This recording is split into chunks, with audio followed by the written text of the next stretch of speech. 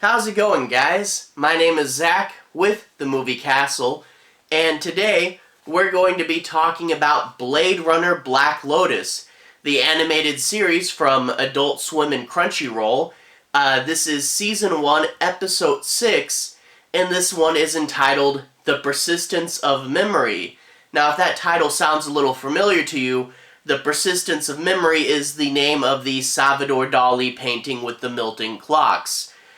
This is from December 11th, 2021, and is directed by Kenji Kamiyama and Shinji Aramaki, the series creators who have directed every episode so far. And once again, we star Jessica Henwick as Elle, the lead. And overall, we are into the heat of Act 2. Elle is intentionally going after the first name on her list. She's already got Senator Bannister, but that was more happenstantial. She didn't really know what was going to happen there.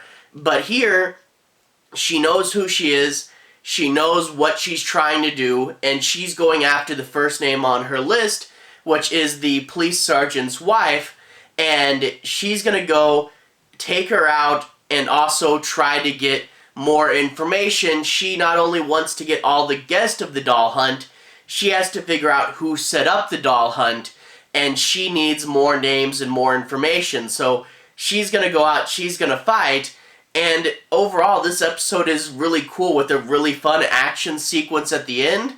I won't spoil the person who Elle's going to end up fighting, but someone does show up, and there is a pretty cool action sequence at the end with a lot going on, and I really do like this episode.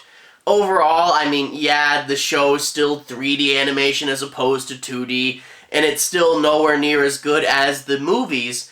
But all that being said, I really do feel like this show is finding its feet, and I really do feel like it's building a plot that I'm getting invested in.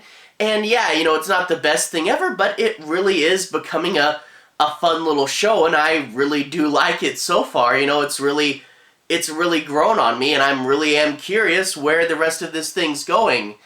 Without further ado, let's go ahead and talk a bit about the plot.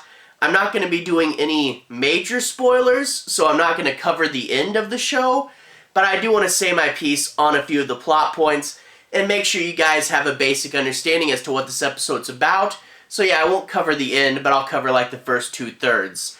Anyway, we open up with the wife. She's at home in a penthouse apartment guarded by 2 cops, and she's unhappy because she's like, there's a replicant on the loose, what are these 2 gonna do for me? And she's hanging around the house when she thinks she sees a shadow passer, and she calls her husband and says, get over here right now, and he goes, someone outside, but you're on a penthouse, and she goes, it's the replicant, get down here. And at first you don't know if someone's really there or not, but of course Ellie is outside right on the window ledge, and she goes and makes pretty quick work of these cops and moves on to the senator's wife. Now, while this is going on, the police chief does leave. He gets up really quickly, puts his gun belt on, and heads back to his house.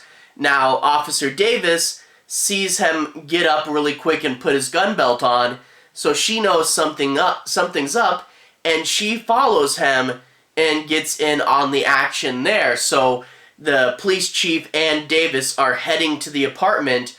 Elle, back at the penthouse, makes pretty quick work of the senator's wife, and we actually see her dodge a bullet at relatively close range, which means, you know, we already knew Elle was pretty powerful. You know, she took down that whole gang in episode 1, but you know how fast you have to be to dodge a bullet at incredibly close range, or really just dodge a bullet at all. Elle is pretty powerful, and, you know, if we have a good fight sequence, it's going to have to be with someone who's also pretty powerful, which, you know, you do have to get some major players into the series now, because a lot of Elle's targets aren't really going to stand a chance. But she doesn't kill the senator's the police chief's wife right away. She ties her up, because she wants information. She wants to know who else was at the doll hunt, and she wants to know who orchestrated it. And we find out the third person in the photographs is someone named Dr. M, who was a friend of the police chief. And then we also find out that there's a reporter that she didn't have a photograph of named Hooper, but she doesn't know who the lead is, which is probably the Wallaces, but Ellie hasn't figured out who actually orchestrated it yet. The police chief's wife simply didn't know that. So she pumps this information out of her, but while trying to get it, she doesn't just give that up. The police chief's wife tries a few tactics, and I'm really glad Elle didn't fall for these. At first, the police chief's wife said, "Oh no, I didn't want to. My husband just drugged me along. I was just a bystander." And I was really worried that they'd do that, group of bad guys, but here's the one innocent one, I was worried that they would do that. But no, Ellie goes, "Yeah, no, I remember you. I was there that day." And I love that Ellie did not fall for this. She also, before she gives up the information, she tries to do well, maybe the doll hunt was never real. Maybe someone implanted those memories in your head. Which, no, she has a third-party video. She knows it's not real. Plus, they were just talking about the doll hunt, so that's another proof. But also, for whatever reason, the police chief and his wife, on their refrigerator, they have a photograph of themselves at the doll hunt magneted to their fridge. So yeah, no, Ellie's not gonna fall for this. She literally just saw a photograph of you two at the doll hunt on her way in here, which that's a dumb thing to keep around. But this show really does over-explain some things to its audience, The last episode, the police chief kept looking at his watch to remind us, and now we have a photograph just to remind us who she's going after. You don't have to over-explain that much to us, but whatever. So Ellie doesn't fall for these tricks, which is really good, and I really do like that. And we get a few other interesting pieces of information and ideas, they talk about how orchestrating the doll hunt, because that would mean, making replicants, that would be illegal. But the actual act of the doll hunt, the killing the replicants, is not illegal. If the video got out, the public may not like it, but killing replicants isn't illegal. That's why they have Blade Runners there, So that was an interesting idea. The whole idea that it might have been faked is an interesting idea. Someone made her into an assassin by giving her fake memories, but there's just too many third-party, videos and photographs to believe this, So it's an interesting idea, it's just not believable, So there are a few other interesting tactics. The police chief shows up, and, you kind of expect the rude jerk characters to just be bumbling idiots, but he actually has hostage negotiation experience, so he doesn't do as bad as you'd think. So there is interesting stuff here as well. One more scene I do want to touch on is Joseph. Joseph went down to Doc Badger's shop in order to distract the police in the last episode, and that wound up with him getting detained. Now, obviously, they don't know anything about him, so it's not going to be any more than a brief detention. But the Blade Runner shows up, and they take Joseph back to his house, and the Blade Runner goes, "Oh no, you won't find anything here," and sends the rest of the police away.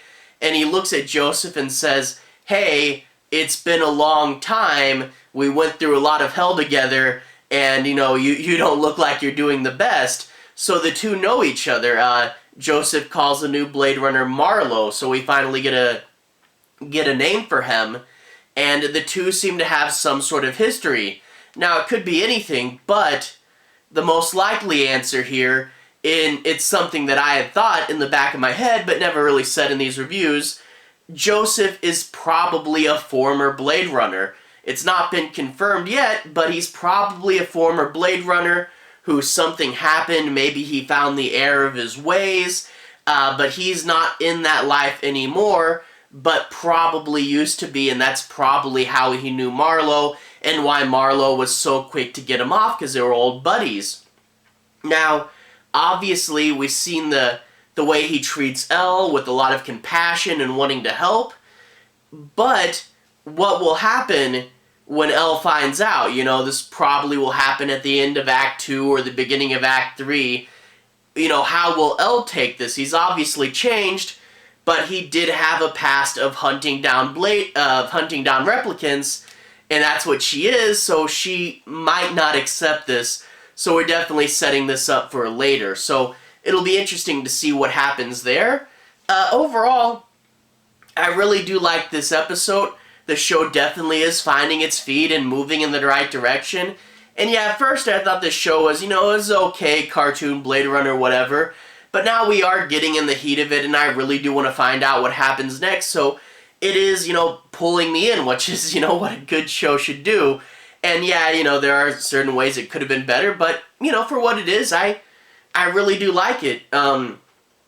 Next episode will be episode 7, and I believe there are 13 episodes. So episode 7 will be the halfway point of the show, and we'll get to see what happens there. So really excited for that. Overall, really do like this show, and can't wait for the next episode. Anyway, to everyone who's watched so far, thank you for watching. To everyone who's liked and subscribed, thank you. You really are helping the channel out. I'll leave a relevant playlist on the bottom. This should be my Blade Runner playlist. You can see my reviews for some of the movies and some of the comics, and also my reviews for every past episode of this show. Anyway, have a good day. I'll see you guys again very, very soon. Relevant playlist on the bottom. Have a good day now.